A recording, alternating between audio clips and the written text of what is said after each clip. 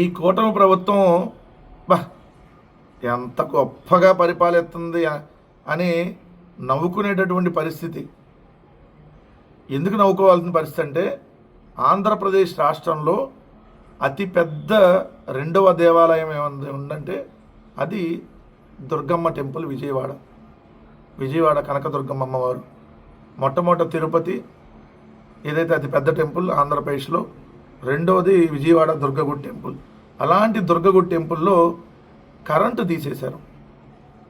ఇప్పుడు సనాతన drama artist మెట్లు ఎక్కడ గడగాలి? మెట్లు హైదరాబాద్ మాదాపూర్లో గడుగుతాడా, లేదంటే బేగంపేట ఎయిర్పోర్ట్లో రన్వే మీద ఏమన్నా గడుగుతాడా?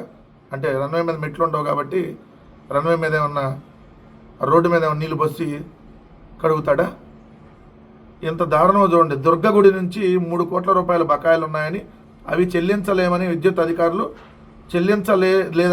అధికారులు సరఫరాను నిలిపివేశారు. వేల మంది భక్తులు ఉన్న సమయంలో ఇలా చేయడంపై తీవ్ర విమర్శలు వ్యక్తం అవుతున్నాయి. నిలిచిపోయిన లిఫ్టులు, ఇంద్రకీలాద్రిపై ఉన్న తాగునీటి రిజర్వాయర్లు నింపేందుకు సైతం ఆలయ అధికారులు తంటాలు పడ్డారు. 11 సర్వీసులను ఒకేసారి కట్ చేయడంతో లిఫ్టులు నిలిచిపోయాయి. దీంతో నిత్య అన్నదానానికి సైతం ఇబ్బందులు తలెత్తాయి. అదేవిధంగా చూస్తే అసలు ఎందుకు ఇదంటే, దుర్గా మల్లేశ్వర దేవస్థానంలో శనివారం ఉదయం 10:30 నుంచి మధ్యాహ్నం 2 గంటల వరకు విద్యుత్ సరఫరా నిలిపేదపై భక్తులు, ఇటు ఉద్యోగులు, ప్రభుత్వ పెద్దలు, న్యాయాధిపతుల నుంచి విమర్శలు వస్తున్నాయి. రాష్ట్రంలోని రెండో అతిపెద్ద దేవాలయమైన దుర్గగుడిలో విద్యుత్ బకాయిలు చెల్లించలేనంత ఆర్థిక ఇబ్బందులు లేవు. ఇందులో దేవస్థానం తప్పితే ఎంతవరకు ఉందనే అంశం కూడా చర్చకు దారితీసింది. ప్రముఖుల రాష్ట్ర హైకోర్టు న్యాయమూర్తులు, న్యాయవాదులు స్పందించారు.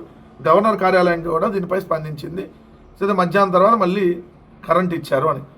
అసలు టెంపుల్ కరెంటు తీయటం ఏంటి అంటే, టెంపుల్ ఆంధ్రప్రదేశ్ రాష్ట్ర ప్రభుత్వంలో లేదా?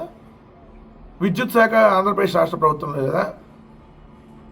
అంటే దేవాదాయ శాఖ ఆంధ్రప్రదేశ్ ప్రభుత్వంలో లేదు మీ దృష్టిలో. అంటే ఒకరికొకరు సమన్వయం ఉండదు. దుర్గమ్మ టెంపుల్లో కరెంటు తీసేశారంట. మా గొప్ప ప్రభుత్వం.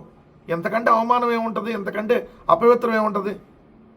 ఇది కదా మీరు విజయవాడ 40 గుళ్ళు కూలుస్తారు, బూట్లు వేసుకొని పూజలు చేస్తారు, క్షుద్ర పూజలు చేస్తారు టెంపుల్లో. ఇప్పుడు కరెంటు తీసేస్తారు. మన ఆర్టిస్ట్ ఏమో హైదరాబాద్ మాదాపూర్లో ఉండి చెప్పినప్పుడు వచ్చి డ్రామాలు వేస్తూ ఉంటాడు. చంద్రబాబు, లోకేష్ విదేశీ టూర్లు చెక్కేయడానికి మొత్తం షాపింగ్ చేసుకుంటూ ఉన్నారు. ఇదండి పరిస్థితి.